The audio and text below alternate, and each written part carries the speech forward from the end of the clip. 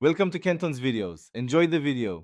You start by confirming the bezel turns only one way and moves smoothly.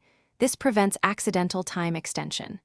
Next, wipe grit from the edge and lightly rotate until the 0 marker lines with the minute hand that sets elapsed time 0. Once done, press and lock the crown if your model requires it, because a sealed crown maintains water resistance. Make sure the watch is rated for your planned depth, otherwise, do not proceed. Now, begin timing.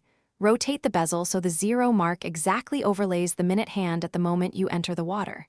You monitor elapsed time by reading the minute hand position against bezel markers. For example, if the hand points to 20 on the bezel, 20 minutes have passed. Make sure each click is audible and tactile. It confirms accurate minute increments. If your bezel has luminous markers, use them at depth for visibility and periodically glance rather than obsessively stare. When your dive ends, only reset the bezel on the surface after any required decompression stops. This keeps your elapsed record intact during ascent.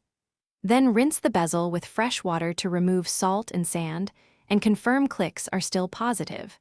If the bezel becomes stiff, loose, or you detect fog or water inside the crystal, stop using the watch and have it pressure tested and serviced. That is the single most important troubleshooting step to protect seals and timing accuracy. Thanks for watching. Consider subscribing if we helped you.